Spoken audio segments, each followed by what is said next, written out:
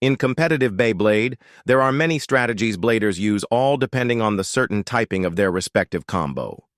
In Beyblade X and Beyblade in general, attack and stamina combos are very common as they provide the best chances of winning. One neglected type of Beyblade, especially in this generation, is the defense type of Beyblades. Defense Beyblades have had a rough start and a rough journey in Beyblade X. However, it looks like things are turning around with the newer defense releases.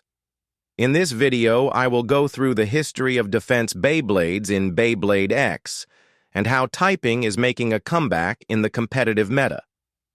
Before we begin, let me just explain what a defense Beyblade actually is.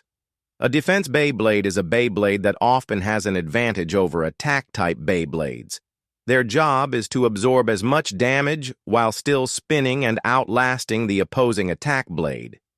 In Beyblade X, most defense types are designed to be somewhat aggressive. This is to be able to counterattack stamina combos as well as stand on its own against attack combos. The first ever defense release of Night Shield. Night Shield, being the first defense Beyblade, was designed with an uneven weight distribution and a semi-aggressive design. This shape proved to be a good start as the blade was the best choice for a while. One thing to notice is that Night Shield has the needle bit, and every defense-type Beyblade has some sort of needle-like bit. The sharp tip allows the bay to stand firmly, while also tilting the bay to deliver counterattacks. The needle bits aren't great for stamina, but are a lot better at pure defense compared to ball bits. Most defense types also use a taller ratchet, being in the 80 height range. The height of the ratchet doesn't really do much, as all it does is give it a higher center of gravity, but sometimes it can be helpful in hitting bays from on top.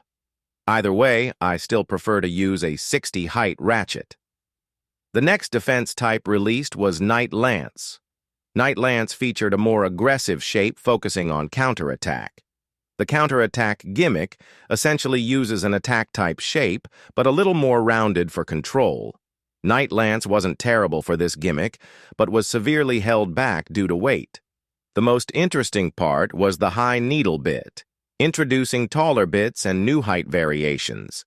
The best part about this bit is that this needle bit is wider than the original, giving the bay more stamina. High needle became a popular bit to use for defense for the increased stamina advantage. The next defense release was Rhino Horn. This time we get a better idea of how defense bays will be released. This time they decided to give Rhino a more compact shape and reduce the size. This shape was decent for an aggressive attack combo, but suffers in defense due to its lighter weight. The released spike bit was also the worst bit to release at the time, which further decreased the usage of defense. Sphinx Cowl suffers from similar problems, as the compact shape was all right for tanking attacks, but lightweight just made it so that it gets thrown around. The gear needle bit also wasn't something great and only had niche use. To summarize this era of defense bays, the main problems for defense releases is that they were way too light compared to other bays, making it harder to tank hits without recoil. Another issue is the burst resistance of defense bays, as they use low resistance bits.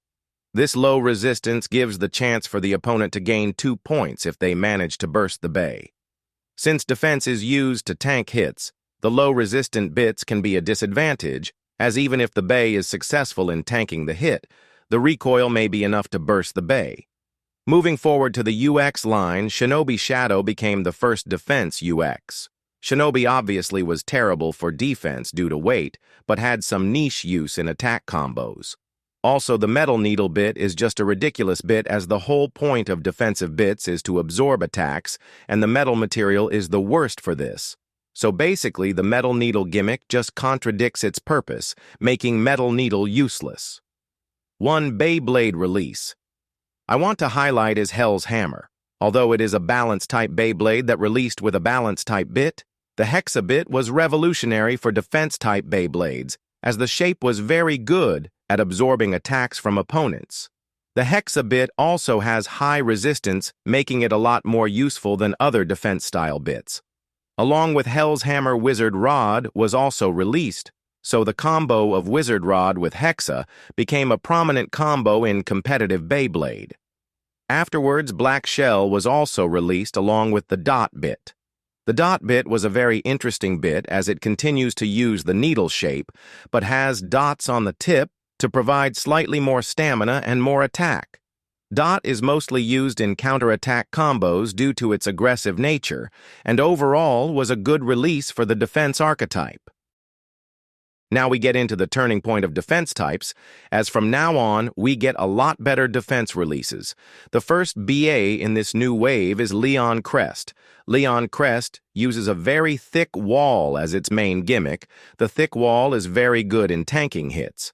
And for the first time, we have a somewhat heavy release, averaging in around 35 grams. Leon Crest was the heaviest release at the time, also making a very good defense blade. Leon Crest released with the 760 ratchet, which in my opinion is the best defense ratchet to use as it's heavy, thick, and wide, allowing the Beyblade to be stable and spin longer. After Leon Crest, we also get another masterclass release of Night Mail. Night Mail uses metal balls in its blade where its main purpose is to distribute its weight at different points during battle. This gimmick isn't really effective and is more of an advertising gimmick, but what was good is the shape of the Night Mail blade.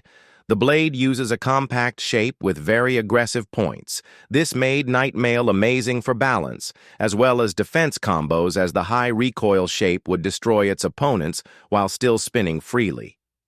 The Night Mail blade is also the heaviest defense blade, being around 36 grams, helping the blade keep spinning. Night Mail released with the 385 ratchet, the tallest Beyblade ratchet. This ratchet isn't really good, as 85 doesn't have much use as the taller bays are more likely to deplete stamina. The ratchet is also really light and uses a new locking system that makes it easier to burst. The bit of Night Mail is the bound spike bit. Previously, spike was mentioned to be really bad when released. However, bound spike is the total opposite as it has very good defense use. The bound gimmick of the bit actually helps the bay a lot as it absorbs attacks really well, and the main shape of the tip is good enough for stamina, making bound spike an amazing defense bit. The final defense type Beyblade release I will talk about is Golem Rock. This UX Beyblade focuses on counterattack with a shape resembling a rock. This rough shape is supposed to deflect its opponent with a hard smash from both down and below. Golem Rock is a very solid defense type and an amazing tank due to the rocky shape. The weight of the blade is also decent enough to be able to serve the purpose of the tank archetype and has been a really good release in general. The new underneedle bit is the shortest beybladex bit ever released, being 2 millimeters shorter than a standard bit. The shorter height allows for interesting performance and works pretty well for heavy blades like Wizard Rod and Silver Wolf. However, underneedle is also known to burst quite a bit, so be careful when using underneedle. Overall, Golem Rock is a good tank Beyblade and is up there with being one of the best defense releases. That's all I have for this video. It would be appreciated to like and subscribe as I hope to reach 10K subs by the end of the year. I also have membership options for more support, and I will see you all next time.